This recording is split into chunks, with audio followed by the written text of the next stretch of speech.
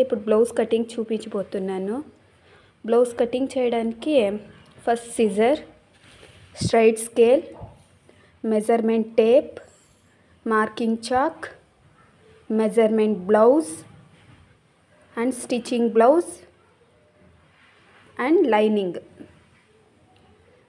ఇప్పుడు స్టార్ట్ చేస్తున్నాను. ఇలా హాఫ్కి సరిగ్గా హాఫ్కి ఫోల్డ్ చేసుకోవాలండి. ఎడ్జెస్ అటువైపు ఉండాలా, ఇలా క్లోజింగ్ టైపు మన సైడ్ ఉండాలా, గోడ వస్తుంది కదా అది వచ్చేసి కిందకు ఉండాలి. దాన్ని అయితే అలా పెట్టేసుకొని బ్లౌజ్ని బ్యాక్ పార్ట్ మాత్రం తీసుకొని కింద 1/4 ఇంచ్ వదిలేసి పైన మార్కింగ్ చేసుకోవాలి. 1/4 ఇంచ్ పైకి మార్కింగ్ చేసుకోవాలి.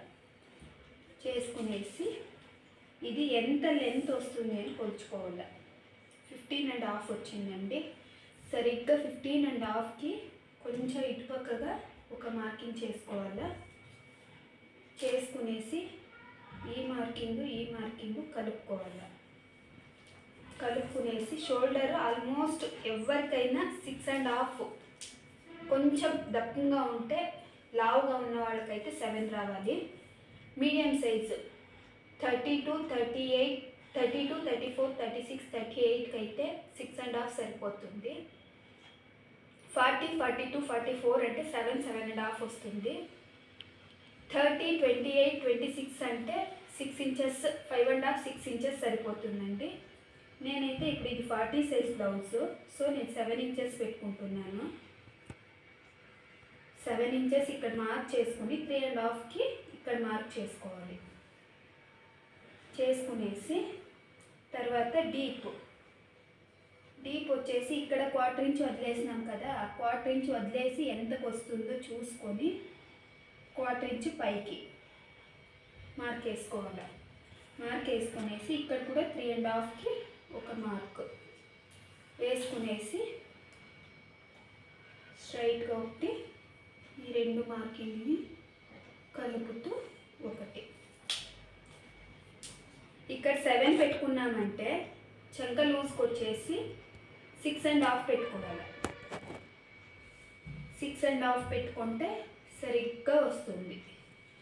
ఇక్కడ నుంచి మళ్ళీ ఇక్కడ కరెక్ట్గా ఉందా లేదా అనేసి ఒకసారి చెక్ చేసుకొని 7 ఇంచెస్కి ఒక మార్క్ వేసుకున్నాక బ్యాక్ ఉంది కదండి, బ్యాక్ని సరిగ్గా ఫోల్డ్ చేసి ఇక్కడ పెట్టుకోవాలి. ఇక్కడ పెట్టుకొనేసి ఈ స్టిచ్చెస్ ఎక్కడ ఉన్నాయో అక్కడికి ఒక మార్క్ వేసుకోవాలి. మార్క్ వేసుకొని అక్కడి నుంచి ఎక్స్ట్రా 1 ఇంచ్ మార్క్ వేసుకోవాలి. మార్క్ వేసుకున్నాక ఎంత వచ్చింది? 10 వచ్చింది. బాటమ్ వచ్చేసి 10 వచ్చింది.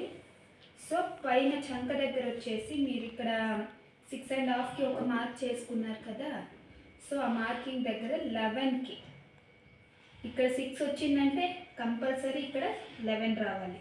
ఇక్కడ 10 వచ్చిందంటే ఇక్కడ 11 రావాలి.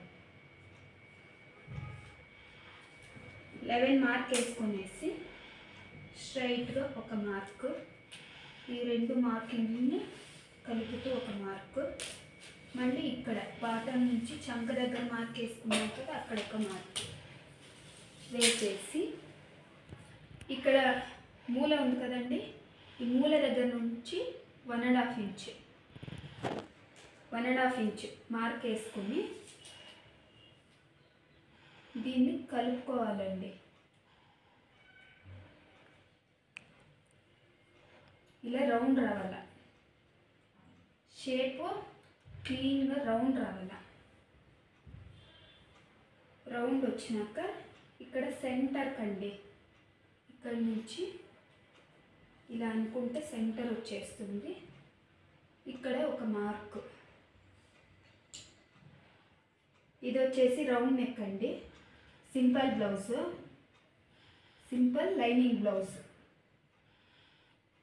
రౌండ్ నెక్ అండి. ఇది బ్యాక్ మార్కింగ్ అండి. మీకు కొత్త వాళ్ళు అయితే ఇక్కడ మళ్ళీ అదే లైన్ దగ్గర ఒక స్కేల్ పెట్టేసి అట్లే స్కేల్ పెట్టేసి ఇంకొక లైన్ వేసుకునేయండి. ఎందుకంటే ఇది మెయిన్ స్టిచ్ వస్తుంది, ఇది కచ్చా లోపలికి క్లాత్ వదలడానికి ఎక్స్ట్రా స్టిచెస్ వేయడానికి. సో అది వేసుకునేసి బ్యాక్ పార్ట్ కటింగ్ చేసుకుందాం.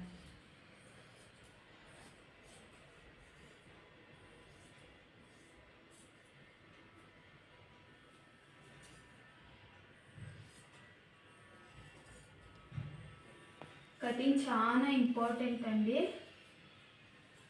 మనం కటింగ్ క్లీన్గా చేసుకుంటే బ్లౌజ్ కొంచెం స్టిచ్చింగ్ టైంలో కొంచెం ప్రాబ్లం అయినా అడ్జస్ట్ చేయొచ్చండి. కటింగ్ మెయిన్ ఇంపార్టెంట్ అండి. ఇక్కడ ఒక మార్క్ వేసుకున్నాం కదా, అది ఎందుకు అని అడుగుతారా? వెనక డాట్స్ వస్తాయి కదండి బ్లౌజ్కి నార్మల్గా,